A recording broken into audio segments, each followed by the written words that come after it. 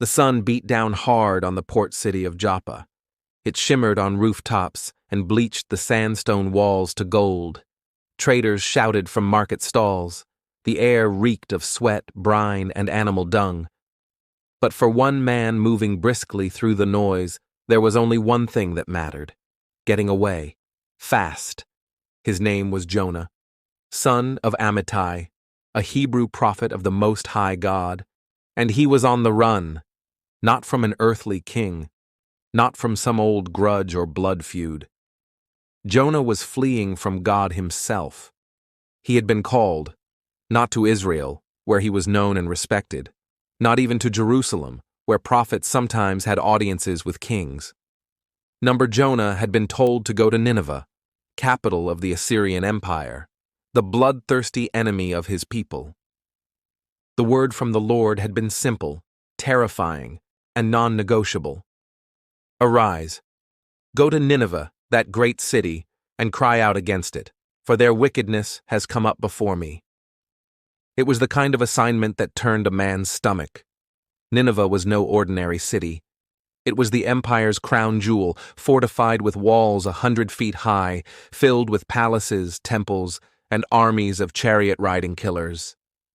The Assyrians were infamous for their cruelty, flaying enemies alive, impaling captives on poles, decorating their city gates with skulls.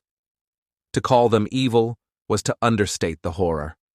And God wanted Jonah to go there and preach repentance? It made no sense. No prophet in Israel had ever been sent to warn an enemy nation like that. If anything, Jonah had hoped God would destroy Nineveh, not offer them mercy. So he ran. Down the hill from his home, down the road to the coast, down to Joppa, a port city perched on the edge of the sea, where ships came and went without question. Jonah found one, a merchant vessel, headed for Tarshish. It was the farthest known place on the map, possibly southern Spain, a place that, in Jonah's mind, was far enough away that God might just let him go. He paid the fare, he boarded the ship, and he went down below deck to sleep. But God does not lose track of his prophets, not even on the open sea, not even when they run. By the time the ship left port, clouds had already begun to gather. The crew, seasoned Phoenician sailors, familiar with trade winds and coastal storms, noticed the change. The sky turned a sickly yellow. The wind blew hot and erratic. Then, without warning, the deep let loose. The storm exploded over the ship with terrifying speed. Waves towered like walls, wind howled like a living beast. The hull creaked and groaned, and the men began to panic. Cargo was hurled overboard, lines were tightened, then cut, oars shattered under pressure, water poured across the deck, flooding boots and soaking every stitch of rope and cloth. Each sailor began to cry out, not just in fear, but in prayer. Every man to his own god: Canaanite gods, Baal, Dagon, Asherah, anyone who might hear them. But none of those gods answered. Meanwhile, Jonah, below deck, was asleep. The captain found him curled in the darkness, seemingly oblivious to the chaos above. Rain leaked through the planks. Thunder shook the timbers. The captain roared. "What are you doing, sleeper? Arise! Call on your God! Maybe he will consider us, so that we may not perish." Jonah opened his eyes slowly. He already knew what this was. He could feel it in his gut. This storm wasn't natural. It was divine. They brought him topside. The storm raged louder, if that was even possible. The crew had drawn lots, ancient dice, to find out whose guilt had brought this upon them. And the lot fell to Jonah. The questions came like arrows. Who are you? What do you do? Where are you from? What is your country? What people are you? Jonah answered plainly, his voice barely audible over the storm. I am a Hebrew. I fear the Lord, the God of heaven, who made the sea and the dry land.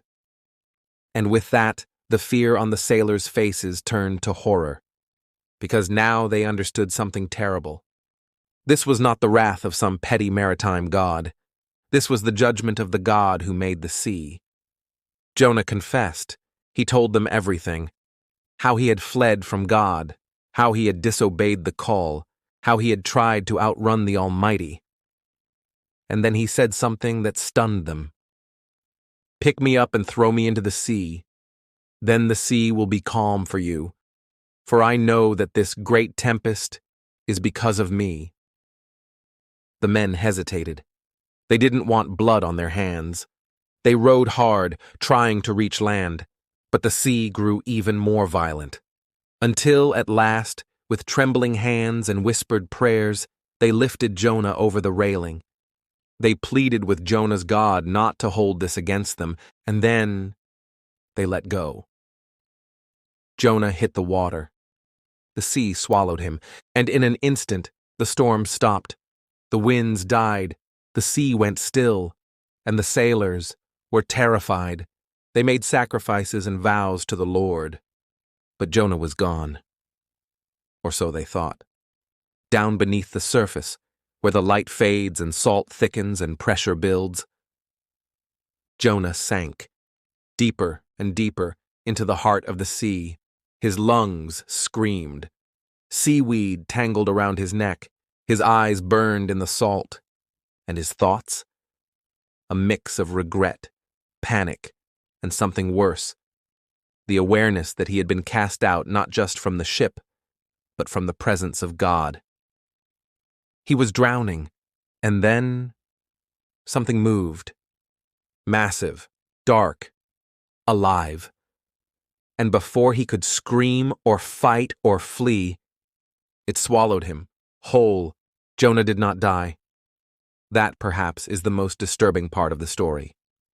He remained alive inside the belly of the creature, not for minutes, but for 3 days and 3 nights.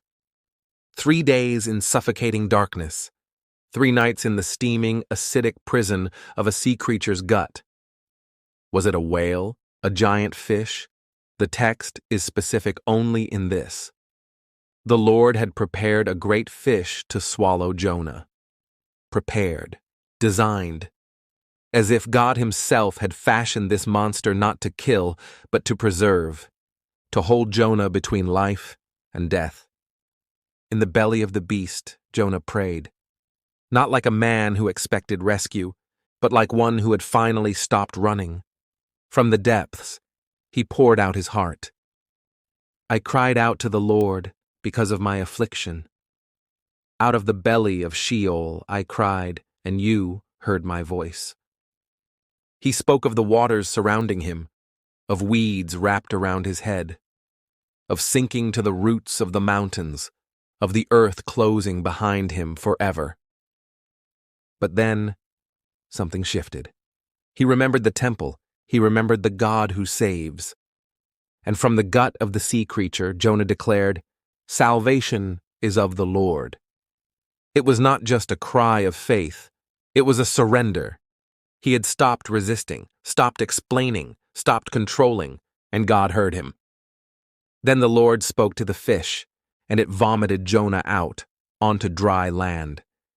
He emerged covered in bile, eyes red, skin bleached by stomach acid, clothes hanging in tatters, gasping, alive. He had been dead. Now he was not. And this time, when the voice of the Lord came to Jonah a second time, it said the same thing. Arise, go to Nineveh, that great city, and preach to it the message that I tell you. This time, Jonah went. But that is another chapter. This chapter, this strange, haunting, almost unbelievable tale, is not just about a man being swallowed by a fish. It's about rebellion, mercy, judgment, and the lengths to which God will go to pursue his people, even when they run, even when they flee to the ends of the earth, even when the sea tries to claim them. God is still there, waiting, commanding the storm, and sometimes preparing a fish, just to bring them back. Thank you for listening to Divine Crime. Subscribe for more true stories from the most dangerous book ever written.